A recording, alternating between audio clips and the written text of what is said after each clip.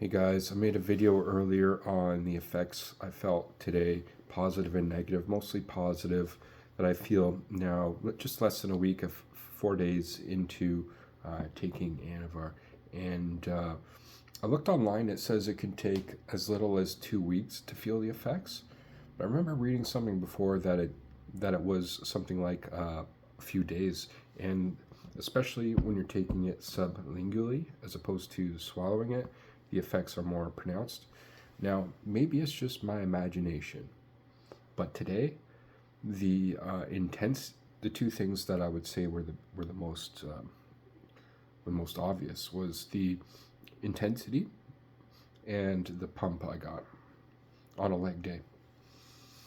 And in the last week, I've even notice if the rep range increased a little bit on the weight that I was using as kind of a calibration to it all, like my starting weight that I would use, which was essentially 45s and then a 25 on, and I was seeing what I could rep that out with on squats, which isn't a lot of weight, but again, repping it out.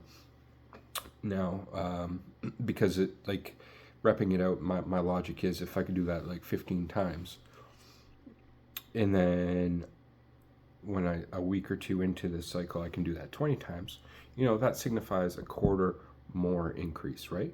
But if I had a lot more weight on there and it was like 3 times and then I could do 4 times, yeah, that's still a quarter more, but it's only one rep, if you hear what I'm saying. So doing a bit more of a rep range in the calibration, that's kind of my logic I approached it with.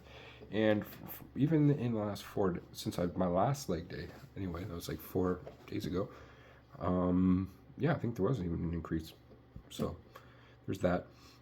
The intensity, the amount of raw energy, and I mentioned before the fact that the guy kind of startled me in the gym. He came behind me when I was on the leg curl machine, and he's like, "Hey, are you done with this?" And it wasn't like he spooked me or anything, but it still startled me.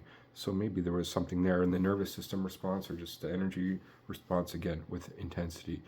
I wanted to make this video though specifically about the leg pump I got and what I felt. So first of all, what I started with was a 5x5 method on doing squats, just standard squats, and it was more actually a 5x7 but the first two I don't count because I don't start the 5x5 until I hit that optimal weight on it. Like I don't count that when I just have 45s on it. I was counting it after I put 25s, and then I would stack 25s on it until I couldn't do 5 anymore, and then I got off. So it was kind of a pyramid with of weight, and then I came down a little bit at the end. Drop my last set. I took a 25 off each side, and then I repped that out to the 5. Anyway, so there was that, and what I noticed with that was, okay, like I mentioned before, I've said this a few times, the intensity levels were key. Like, when you're doing any type of exercise, but specifically a compound movement one, like deadlifts or squats, and you don't think you have one left in you, you're like, do I have one left? And then all of a sudden, like, it's just like you just get that within you somewhere, like that energy, it's within you somewhere. It's like a neuromuscular type of thing, I believe. And it's just like, oh yeah, you just fucking focus and you do it. I had that a few times. Like there was once I was stacking those 25s on, and I got to that 5th rep. The next one, I'm like, am I gonna be able to fucking do this? I go down and power through it, right? Otherwise, I might have actually gone to failure at some points when I was peaking on kind of the pyramid system I was doing, the 5x5. So there's that. Now, the other thing was on the leg extension and curl machines.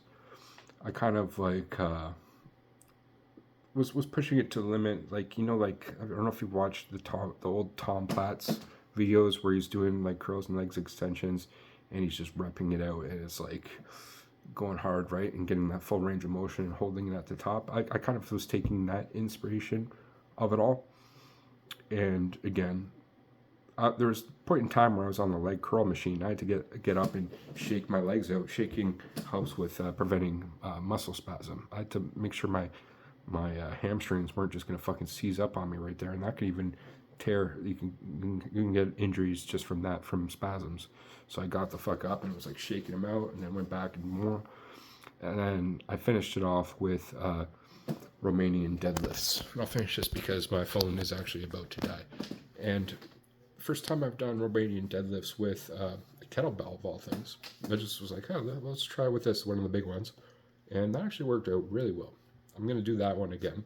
Normally I use a barbell for it, for RDLs, but kettlebell at the end, it's not about lifting heavy or anything. It was about getting those reps in, and that was a good finisher.